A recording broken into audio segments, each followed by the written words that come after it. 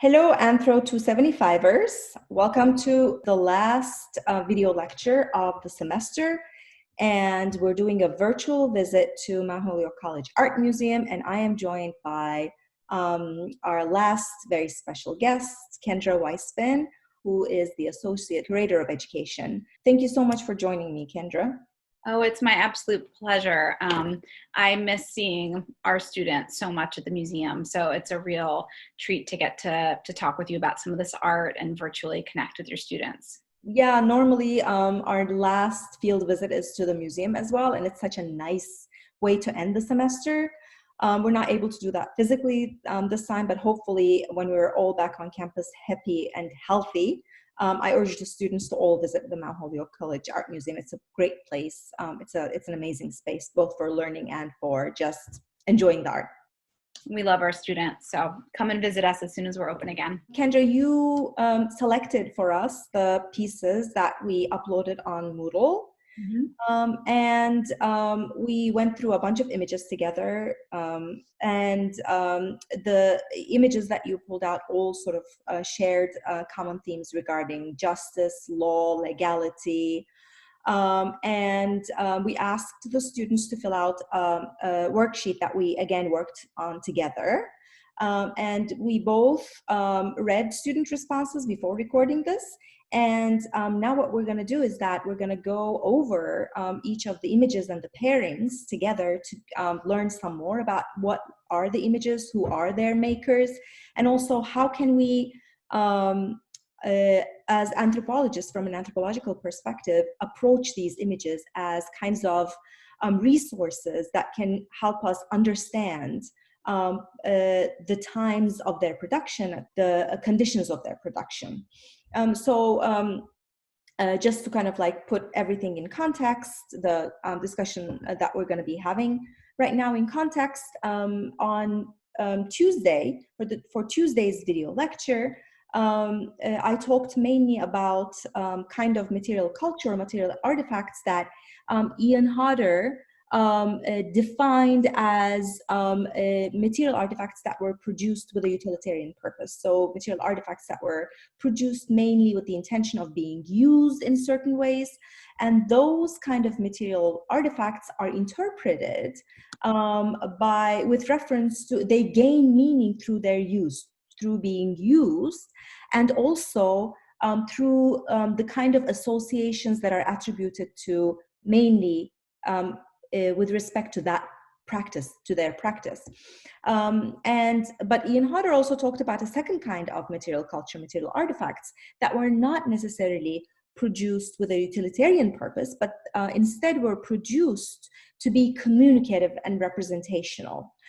So they have the primary function that they have is not use, but the primary function that they have is symbolic, basically. And artwork, I think we can say, belongs to this second category, the kind of material culture that primarily has a symbolic function and that is produced to communicate something. So the focus today that we have is how can we interpret material culture and material artifacts that are produced from that kind of a perspective. So with that, shall we start with our first pairing? Let's, yeah.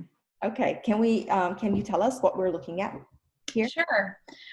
So on the left, we have a print by the artist Faith Ringgold entitled A Letter from Martin Luther King While Confined Here in Birmingham City Jail from 2007. Faith Ringgold is an American artist and activist. This particular print is from a series of 8 that Ringgold has created to illustrate King's famous letter from Birmingham City Jail. And just to give a little context about that imprisonment, in 1963, Dr. Martin Luther King was arrested in Birmingham, Alabama, with 50 other demonstrators for nonviolent resistance. And this is a very famous letter that he wrote while imprisoned there. And the second one is by George Bellows, also an American artist, and though no longer living, Faith Ringgold is still living.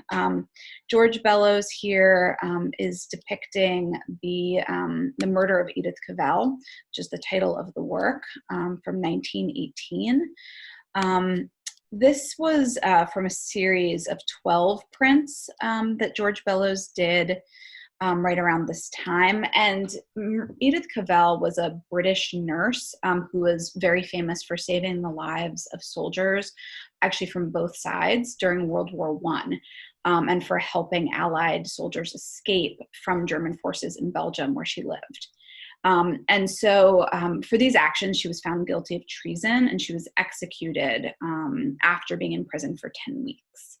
And there was a huge international outcry for her release. She was executed anyway and shot by a German firing squad.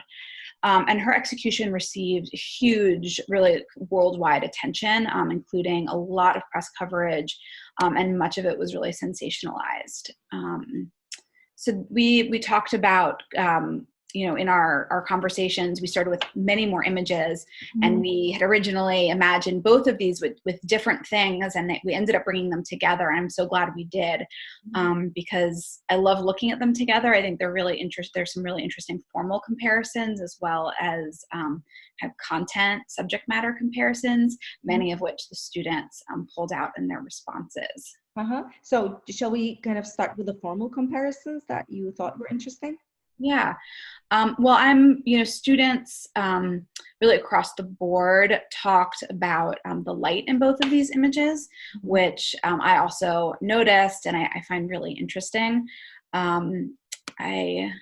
See if I can find this quote. So Katie Milligan in your class wrote that the MLK piece utilizes light and darkness and lines in order to show the light being shown upon Martin Luther King's dark prison cell, and his light blue uniform is the only colorful thing in the piece, so it immediately stands out. And then she goes on to say that in the murder of Edith Cavell, I immediately noticed 4 localities of light upon Edith Cavell herself and 3 other light fixtures or lanterns in the scene. The other people in the scene are in shadow, barely visible, and they mostly seem to face Edith Cavell. And she also notes that the piece is in black and white. So I love that, and as I said, a lot of the students noticed the use of light in both of these images, which I think is great. Formally, I'm also struck by the repetition of the grid of the prison's cell bars creates. In Faith Ringgold's piece, obviously it's in the foreground, whereas in Edith Cavell and Bellows' piece, it's in the background. And then, of course, there are also a lot of differences, right? So Faith Ringgold really, we have Martin Luther King front and center behind these bars, and there isn't a lot else in the image besides the letter itself. And then in Edith Cavell, she's really surrounded by a host of other characters, which are both prison guards and prisoners, probably. And the scene is narratively a little bit more complex for that reason. Yeah, the thing that attracted my attention in terms of the similarity with those 2 pieces was that we can tell from the way in which these 2 characters, both imprisoned, right, depicted that they're depicted in a very dignified fashion. Right, so Martin Luther King is, and the artists in both cases, they're both using light in order to sort of reflect dignity on the imprisoned person. Both the way in which the light shines on Martin Luther King and the way in which the light shines on Edith Cavell to portray her as this kind of like angelic figure. Is very I think is something that we have in common in both pieces. So we can tell from the way in which they are depicted that the way that the artists think about these imprisonments are in terms of them being unjust, right? And these figures as being kind of actually very dignified figures, despite the current condition that they're in. Yeah, and I'm glad you used the word angelic to describe this depiction of Edith Cavell. It's interesting when I look at this sometimes with students, students will sometimes think that it's sort of she's an apparition, even like a ghost or a spirit or an angel of some kind, because she's like so bathed in this incredible light. I think the word angelic that you used is really appropriate here, and also really reflects the contemporaneous press coverage of her murder or her execution, because, that coverage was also very gendered, right? So it's not just that really a hero of the Allied forces was executed, but that a woman was executed was also a huge part of the story.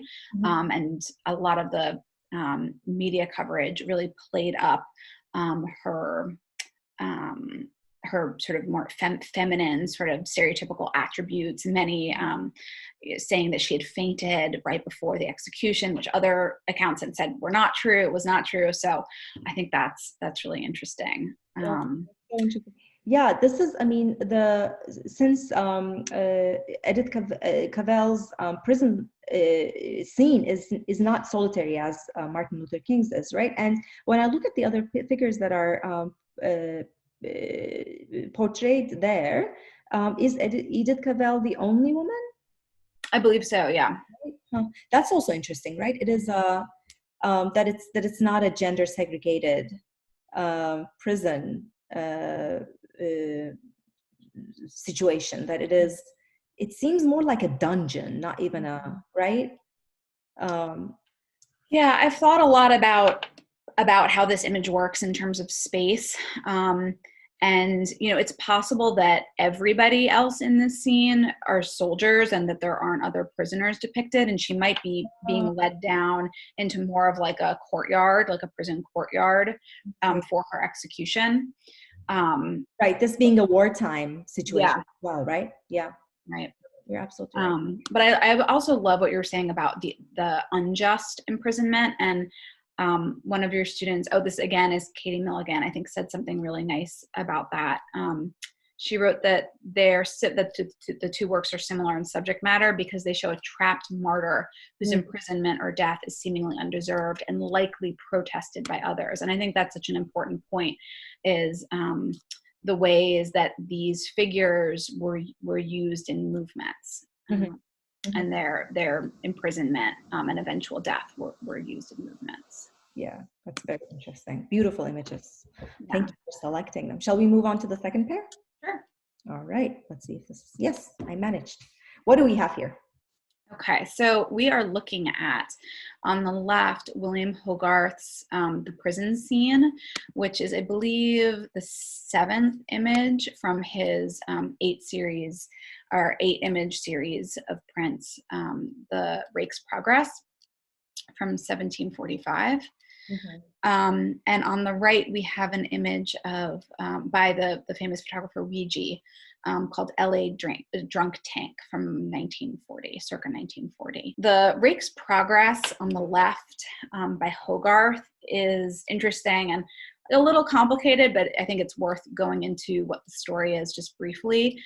So Hogarth painted the 8 paintings between 1732 and 34, and then the prints were published for the first time in 34, 35.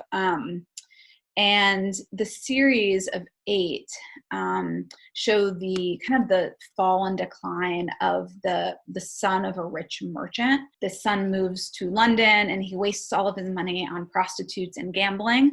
And then he's imprisoned in the Fleet prison, which is what we have depicted here on the left. And what's interesting is when I've used this in teaching in the past, very few students get that this is a prison scene, nor would I if I was looking at this and didn't have the backstory, because it's so different than I think what we imagine a prison cell to be, right? He's surrounded by people, by family, by friends, by visitors. There's like a bed in the background. There are a lot of personal items in the cell. So that's really interesting. But if we learn a little bit about the Fleet prison. We got a little bit more context, which is that so the Fleet prison was actually, at least in the 18th century, mainly used as a debtor's prison.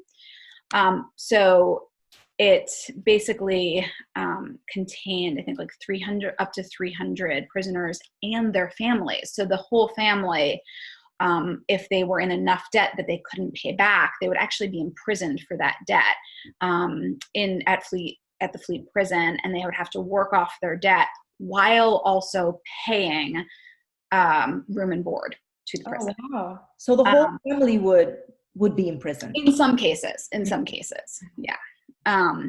And so I think it probably goes without saying that these were for-profit prisons. But that's the scene that we have on the left. And this is sort of before the eventual total decline of the rake, who ends up in a mental institution after his imprisonment. Wow, that's great. And what do we have on the right?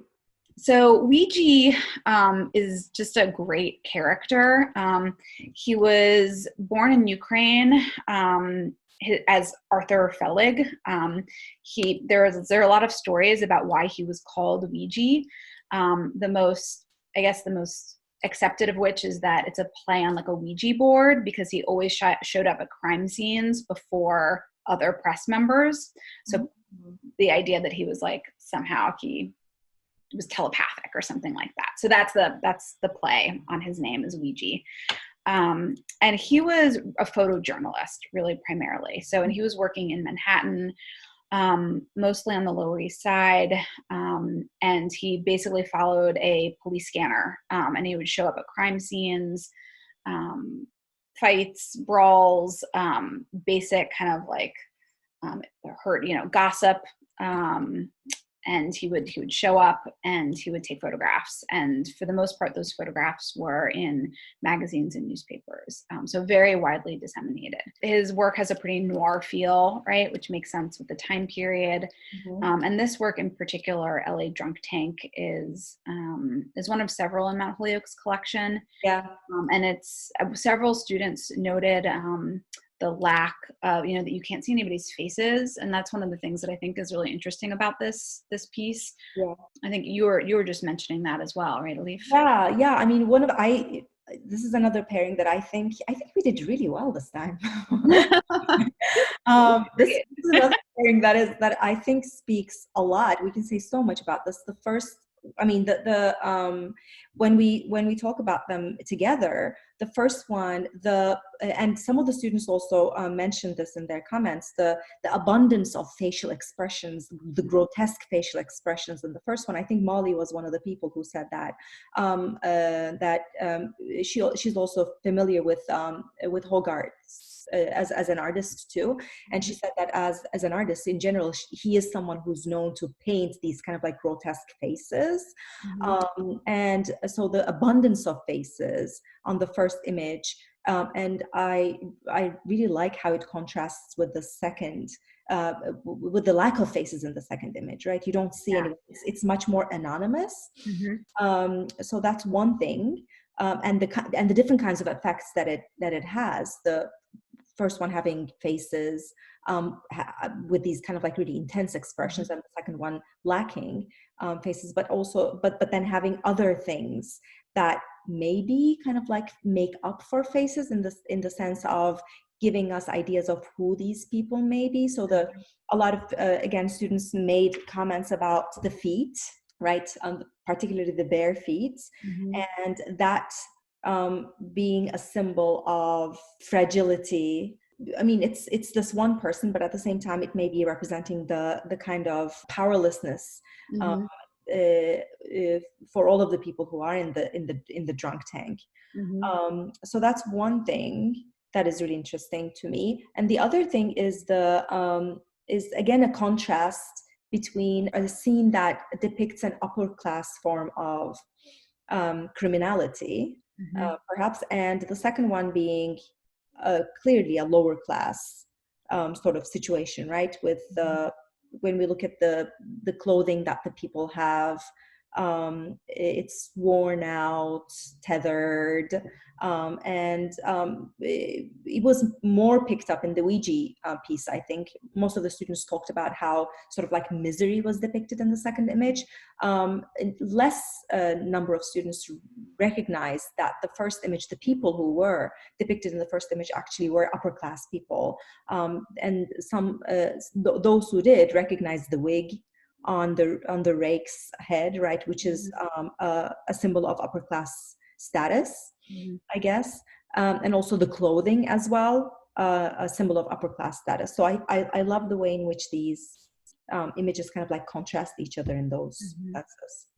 Yeah, I love those differences, and then at the same time, the longer I look at them, also, I'm struck by how they both represent the communal nature of imprisonment, right? These are images with multiple people in a single cell, and the drunk tank. I think we assume these people are kind of thrown in there for the night and then let go in the morning, or whenever they're sobered up. But they're still together, right? They're in this one big cell together. And similarly in the Hogarth, we have multiple people in a single space, which is often maybe not how we think about imprisonment. But I was really struck by some of the students' first impressions of these images. Like Lynn wrote that both artworks evoke a sense of disorder and distress, which I think is really true. They're both pretty like frenetic images to a certain extent. And then Hannah, who you already quoted, also said that she said like she gave two adjectives or one adjective for each, which I thought were great. So the prison scene, she said the word she thought of was mayhem, and the Ouija, she thought of the word helplessness. I really loved.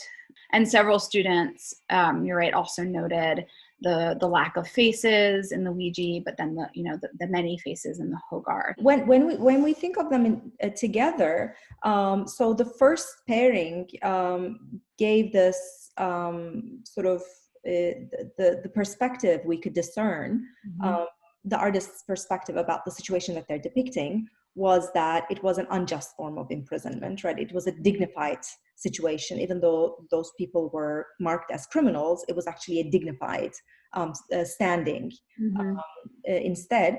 Here, we can't say that, right? I mean, what I'm seeing in both pieces is the depiction of the imprisonment situation as a kind of like a misery, mayhem, kind of and fragility or sort of powerlessness. But at the same time, it's pretty miserable. Both scenes, right, are depicting imprisonment as a miserable condition. And then, what do you think are the artist's perspective in terms of these being just or unjust? Well, I think it's interesting because thinking about artist intent here is important, and we can only speculate, but I think that the Hogarths are really meant to be moralistic, right? This is a story that tells the tale of this rich young man who sort of had it all, and through really terrible choices lost it and ended up here. So it's, I think, both supposed to be didactic and moralizing, while also being, I think, a little bit titillating. And I wouldn't be surprised if the Ouija didn't have somewhat of a similar intent, albeit in a very different time period. These photographs were printed in the newspaper, so and to what end, to what effect, right? How are we meant to sympathize with the men in this photograph? My guess is that is not Ouija's intent. Yeah, I think there might be more similarities here in terms of intent than we might think, given the huge time difference between the two. Also, what you said about Ouija, him being a photojournalist, and then these images were taken with the intention to be printed in newspapers. So kind of there was an intended audience of masses, perhaps, right? They were made to circulate and not put in museums, but circulate to larger, wider audiences. Hogarth is similar too, right? I mean, he's a printmaker. They're different. They're using they're using different mediums, of course. One is photography, the other one is it etching? Am I? Yeah, I believe it's an engraving. Engraving, yeah. So, but it's also produced with an intention to be circulated widely, right? Is that correct? Yeah, prints would absolutely be circulated, but not everybody could afford them, right? So as opposed to something, some prints were made to be reproduced in magazines and newspapers, while others would be bought sort of at fine print shops, maybe for the more sort of middle to upper middle class. So both made certainly to be disseminated, though perhaps a slight difference in audience. Right. And is Hogarth usually, was his prints featured in magazines, or were they bought by more sort of affluent consumers? That's a great question. And, he was primarily, a fine artist who, these again are based on a series of paintings. And I don't know the answer to that question, and it's a really good one. So, was the Rake's Progress printed in like a magazine or newspaper? I'm not sure, but I could certainly try to find out. That's very interesting. Shall we move to the third? Sure. So this is the third pairing, and what do we have here? We are looking at Daumier's image of the royal prison entrance and exit. On the left, from 1834, and American photographer Danny Lyons, The Walls, Huntsville, Texas, 1967, on the right. Daumier is another artist who's, like Hogarth, was a painter, but also a satirist and cartoonist, producing prints. Him, I know for sure, his sketches and caricatures appeared in magazines, and he made them to appear in magazines, primarily sort of caricature and leftist-leaning political magazines. And to give you a little context for the image on the left, Daumier was actually imprisoned for his satirical cartoons by King Louis Philippe, just I think a year and a half prior to this this print on the left. So he is drawing from firsthand experience here of the French prison system. Apparently, the king was actually pretty tolerant of these kinds of caricatures. And Daumier is, as far as I know, the only person that he imprisoned for this type of behavior. I guess Daumier just went a little too far, but then we can see he's right back at it as soon as he was released from prison, which is kind of interesting. So one of your students, I thought this was such an apt thing that they say, this is Apara Sharma, writes that in Daumier's artwork, it narrates a story of how prisoners enter the prison only to leave in a coffin, whether that be in terms of physical death within the prison or social death once they leave the prison that does not allow them to fully integrate into society. And I thought that was really interesting. I hadn't considered the idea that this could be metaphorical, right? I took sort of Daumier at his word, so to speak, and thought, this is, really on the nose. He's, the prisoners entering in one piece and exiting in a coffin. So I liked what your student was suggesting in terms of this potentially also being metaphorical for not being able to kind of fully get your life back after leaving prison. Danny Lyon is a contemporary photographer. He was born in Brooklyn, and he really started his career, actually, we're kind of coming full circle because he did start his career as part of the civil rights movement. And he shot this photograph comes from a series of photographs that he shot in 1967 and 68 in Texas in 6 different penitentiaries there. And this particular one is from I think a pretty notorious prison in Huntsville, Texas, known as The Walls. And I found this quote actually that I would love to share. He was writing an introduction to a second edition of the book of photographs that this was originally published in, which is actually called Conversations with the Dead. So he wrote, if back in 1968, I thought I could bring down the mighty walls of the Texas prison system by publishing Conversations with the Dead, then those years of work are among the greatest failures of my life. prison is part and parcel of America, part of the American way. It's like a cancer inside of us. I think that quote is pretty amazing in the context of this series of photographs that he made. And he became quite close with several of the inmates, and one in particular, I think he remained a friend for much of his life, and he ended up publishing artwork and letters from that particular inmate in this book, Conversations with the Dead. Wow. Which is also an amazing Yeah. and disturbing title for a book of photographs about the prison system. Yeah, that's very, very interesting. Yeah, this pairing also, I mean, I really like the contrast in the sense that one is just this, it's a very realistic, it's a photograph, right? And the other one, the Daumier one, is and this was again mentioned by students, is that this is kind of, the Daumier piece is more like a sketch. It doesn't have a lot of formed figures. Maybe the most formed figure is, I'm assuming, to be a prison guard or a military guard. A tall figure who's right behind the hunched, I'm assuming, prisoner who's entering the prison, but the other figures are more kind of like, it's more shadows than the full figures, right? Yeah. It's kind of like this evasive thing, elusive thing, whereas the second one is like, it's very sharp, I guess. Mm-hmm. Right? Yeah, when I first looked at these, I didn't think that visually, formally, they had a lot in common.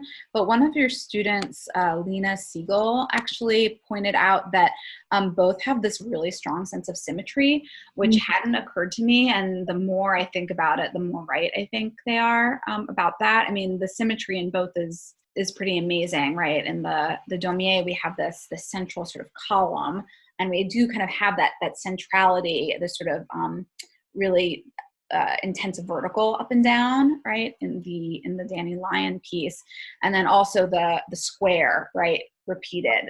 The dominoes are these squares within the larger square of the table, and then in the Daumier we have the bars of the windows, the grills, creating these squares within squares. Yeah. Yeah, that's right. And another thing that I liked from the students' comments, I think it was Aparna Sharma, if I remember correctly, was saying that the first piece, there's this, it leaves to your imagination what may have happened between the time that a person enters the prison and then exits the prison, but it's the coffin that exits the prison. And then the second image is more about, it's an intense depiction of what is happening during the time that we don't get to see in the Daumier, right? This kind of like the metaphorical thing. And that was actually one of the reasons why I really liked this pairing. But unlike Apara, I thought that they were depicting that what may be happening in the prison quite differently. So the Daumier piece it leaves us to our imagination what may be happening in the prison, but judging by what exits from the prison, right, we may we can imagine that is it's probably torture or other kinds of sort of like really intense physical punishment that may be happening in the prison. Also, judging by the time period, we can say that probably is the case. So it's this sort of like really intense physical immediate violence that the prisoners are experiencing, which causes them to exit the prison only in a coffin, right? Whereas the second piece, so the first image is the depiction of prison as this place of kind of like very acute violence, probably like punishment, physical, corporal punishment. And then the second image is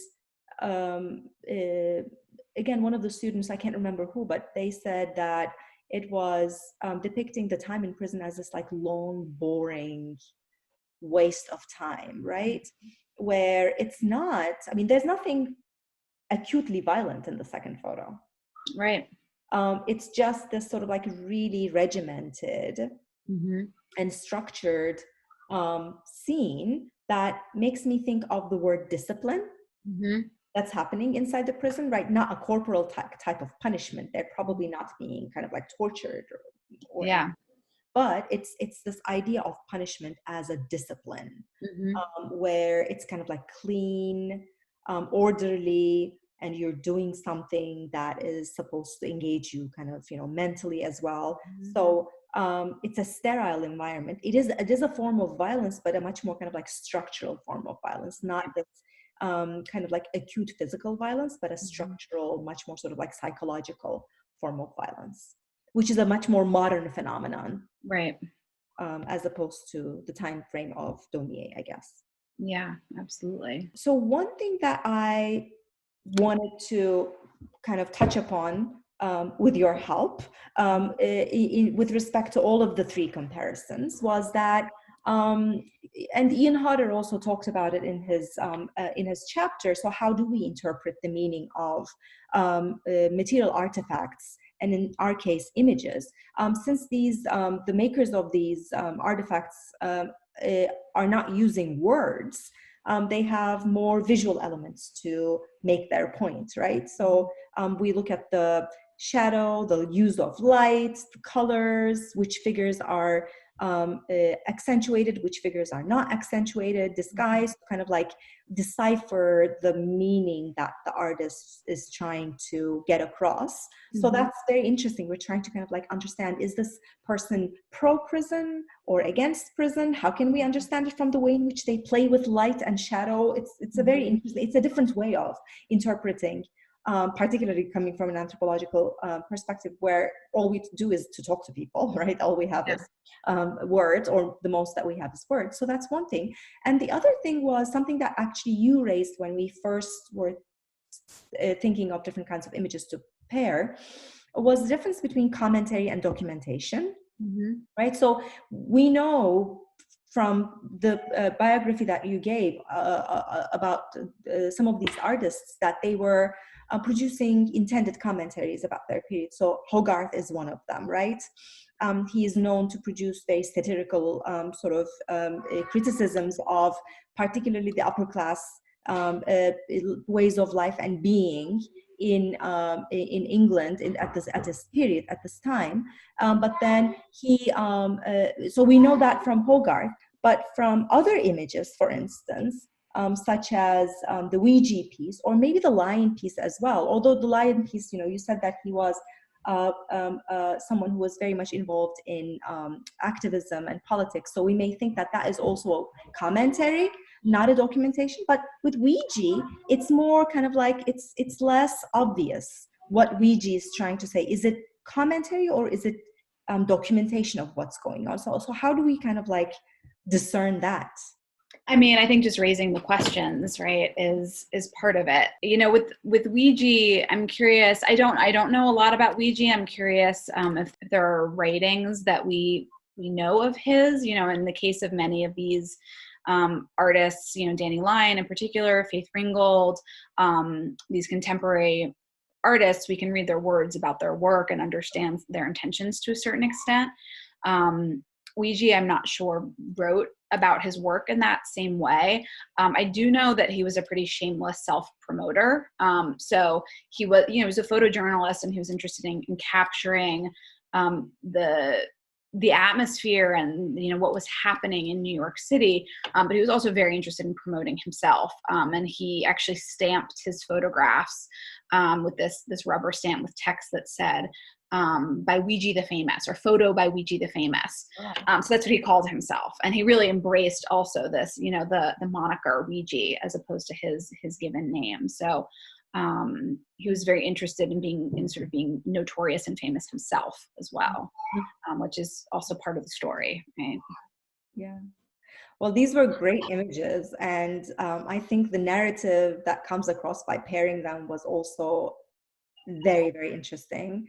And I think a very apt high note to end the class with. So thank you so much for thank you for inviting me to talk about them for us, and then helping me understand what's going on in here. I'm sure that the students will be very interested, and they will benefit a lot from the conversation that we had. I really was delighted to read their responses. They had great visual analyses of these works, really interesting comparisons. So thank you. Yeah, thank you so much. And to the students, thank you. for joining me in this interesting journey. It was uncommon the way that we ended it, but I hope you enjoyed the class. I hope you learned from different conversations that we had in classroom and also afterwards online. I hope you're well and healthy and safe, and I hope to see you in person all very soon. So thank you, Kendra, and thank you to the students. Bye. Thank you so much. Bye.